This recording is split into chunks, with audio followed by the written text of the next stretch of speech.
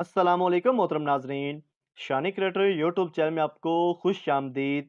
भट्टी की बहन को पुलिस वालों ने कब्रिस्तान में दो लड़कों के साथ पकड़ लिया और फहाशी फैलाने के इल्ज़ाम में थानेदार के सामने पेश किया। थानेदार ने एक लड़के से पूछा, कौन होते हो और वहाँ क्या कर रहे थे? लड़के ने जवाब दिया, जी असी कुम्हार हुंदे हाँ, मैं वहाँ बांसुरी बजा रहा था। थानेदार ने 50 रुपए लेकर उस लड़के को छोड़ दिया। फिर दूसरे लड़के की बारी आई। उसी से भी वही सवाल किया कि कौन होते हो और वहां क्या कर रहे थे। ये लड़का भी कुम्हार निकला और बांसुरी बजा रहा था। उसकी भी 50 रुपए में जान छूट गई। अब भट्टी की बहन की बारी आई तो थानेदार ने पूछा, तुम भी बांसुरी बजा रही थी? लड़की बोली, नहीं जी थानेदार साहब, मेरा नाम ही बांसुरी है। एक सरदार पाँव में रस्सी बांध रहा था। किसी ने पूछा, क्या कर रहे हो? सरदार बोला, खुदकुशी। आदमी बोला, वो तो गले में पहनकर होती है।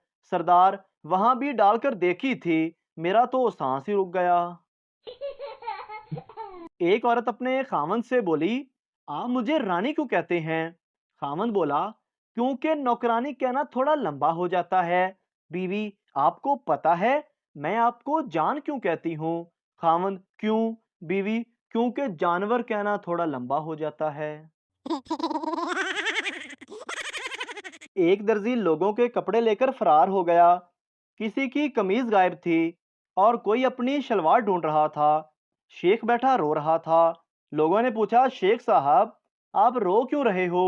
शेख बोला, कमीना मेरा नाप ले गया। मिरासी का बेटा, अब्बा, मैंने सुना है कि माँ बाप को देखो तो बहुत सवाब मिलता है। बाप, कुत्ते दे पुत्रा, जिस तरह तुम छुप छुप कर देखते हो इस तरह गुनाह मिलता है। एक दफा किसी के घर उनका दामाद आया हुआ था। उसकी सास रोटियां पका रही थी तो वो साथ साथ गिनता जा रहा था। जब सास रोटियां पका चुकी तो उसने पूछा, अम्मा जी, कितनी रोटियां हुई? सास ने कहा, पुत्र मुझे क्या पता। तो उसने कहा, अच्छा, 21 रोटियां हैं। जब माई ने रोटियां गिनी तो 21 ही थी। सास ने पूछा, तुम्हें कैसे पता चला? उसने अपनी इज्जत बनाने की खातिर कहा, मुझे गैब का इल्म है। उसकी सास ने लोगों को बताना शुरू कर दिया। उसी दिन सरदार की घोड़ी गुम हो गई। सरदार को किसी ने बताया कि मासी बशीरा का दामाद आया हुआ है, उसे गैब का इल्म है, वो बता सकता है कि घोड़ी किधर है। चुनांचे सरदार पहुंचा मासी बशीरा के घर और उसके दामाद को मसला बयान किया। उसने कहा, सरदार जी, कल को आपकी घोड़ी मिल जाएगी। वो सारी रात घोड़ी ढूंढता रहा। जंगल से घोड़ी मिल गई। उसने एक दरख्त से घोड़ी बांधी और सुबह जब सरदार आया तो उसे दरख्त का पता बता दिया। सरदार को शक हुआ। उसने उसका इम्तिहान लेने के लिए मुट्ठी में एक टिड्डा पकड़ा और चल पड़ा मासी के घर। उस जवाई का उर्फी नाम टिड्डा था।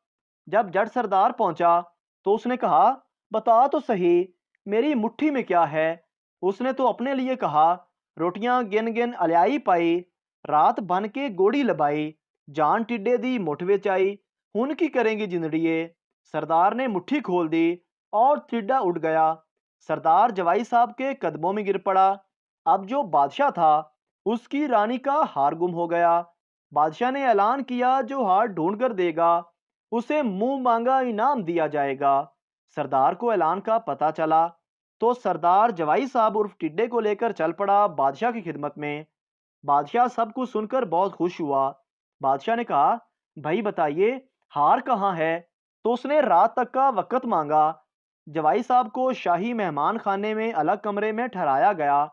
कमरे में जाकर जवाई साहब ऊंची आवाज में राग अलापने लगे कि रोटियां गिन गिन अलियाई पाई, रात बन के गोड़ी लबाई, जान टिड्डे दी मुठ विच आई, हुन की करेगी जिंदड़िए।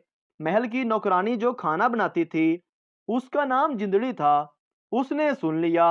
वो आई और उसने कहा, बाबा जी, आपको पता तो चल गया है कि हार मेरे पास है, लिहाजा मुझे माफ कर दें, मैं हार वापस कर देती हूँ। जवाई साहब बोले, इस तरह करो कि हार को महल की छत पर रख देना। सुबह जब बादशाह ने पूछा तो उसने बता दिया, हार छत पर मौजूद है। बादशाह ने खुश होकर उसे अपना वजीर मुकर्रर कर दिया। पुराने वजीर को बहुत बुरा लगा। उसने सोचा क्यों ना बादशाह का ही काम तमाम कर दिया जाए। लिहाजा उसने रात के वक्त बादशाह के ऊपर छत गिराने का प्रोग्राम बनाया। जवाई साहब जब इस काम से उकता गया था तो उसने सोचा बादशाह से ऐसे जान नहीं छूटेगी, क्यों ना कुछ गलत हरकत की जाए। बादशाह सोया हुआ था तो उसने टांगों से पकड़कर बादशाह को पलंग से नीचे घसीटकर बाहर ले आया। इतने में कमरे की छत गिर गई। बादशाह एक बार फिर बहुत खुश हुआ कि इसने मेरी जान बचाई। बादशाह ने उसे अपने साथ तख्त पर बिठा लिया। अब कोई 2 दिन बाद पुराने वजीर ने बादशाह के ताज में सांप रख दिया। बादशाह का ताज लाया जा रहा था। जवाई साहब को फिर सूझी। उसने ताज को हाथ मारा और ताज वो जा गिरा। ताज में से सांप बाहर निकल आया। अब तो बादशाह को पूरा यकीन हो गया कि यह शख्स वाकई बहुत ही पहुंची हुई हस्ती है। बादशाह ने उसे बादशाह बना दिया और खुद उसके कदमों में बैठ गया। मासी, मालकन, मुझे 10 दिन की छुट्टी चाहिए। मालकन, तो 10 दिन छुट्टी पर जाएगी तो तेरे साहब का खाना कौन बनाएगा? उन्हें दवाई कौन देगा? उनके कपड़े कौन धोएगा? उनका बिस्तर कौन लगाएगा? मासी ने शर्माते हुए बड़े प्यार से कहा, मालकन, आप कहें तो साहिब को भी मैं अपने साथ ले जाऊं। पप्पू ने अपनी गर्लफ्रेंड से कहा, इतनी मोटी क्यों हो? कहने लगी, हमारे घर में फ्रिज नहीं है ना, जो भी बचता है वो सब कुछ मुझे खाना पड़ता है। 3 दोस्त रास्ते में कहीं जा रहे थे कि उनको रास्ते में एक परी मिलती है। परी तीनों से कहती है कि अपनी अपनी ख्वाहिशात बताओ, मैं सब पूरी कर दूंगी। पहला दोस्त बोला, मुझे गोरा कर दो। परी ने उसे गोरा कर दिया। दूसरा दोस्त बोला, मुझे भी गोरा बना दो। परी ने उसको भी गोरा बना दिया। तीसरे दोस्त की जब बारी आई तो वो जोर जोर से हंसने लगा और बोला, इन दोनों को फिर से काला बना दो। नतीजा, हर दोस्तों के ग्रुप में एक कमीना जरूर होता है। शोहर बीवी से, मेरी शादी तो पढ़ाई की वजह से लेट हुई, आपकी शादी क्यों लेट हुई? शोहर, मैं सदका बहुत दिया करता था।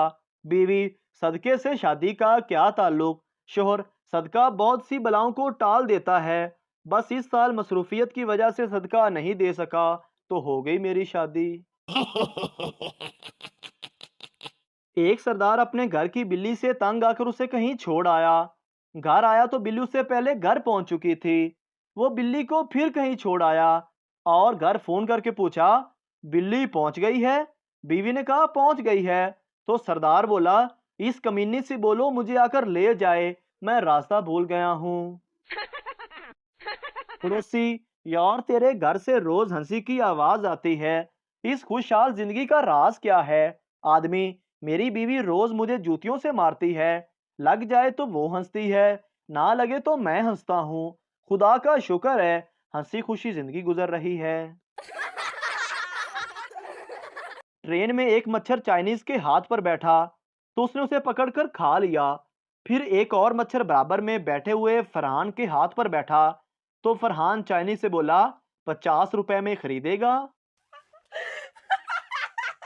बीवी, अगर मैं वक़्त होते तो लोग मेरी कदर करते। शोहर, फिर लोग तुम्हें दूर से ही देखकर डर जाते। बीवी, वो क्यों? शोहर, लोग कहते, वो देखो हमारा बुरा वक़्त आ रहा है। मोहतरम नाजरीन, अगर आपको हमारी ये वीडियो अच्छी लगी है तो हमारे इस चैनल को सब्सक्राइब ज़रूर कर दीजिए ताकि हमारी हौसला अफजाई हो जाए और आपको इस तरह की और मज़ाया वीडियोस फौरी और बर वक़्त मिलती रहें। जज़ाकल्लाहु खैरा।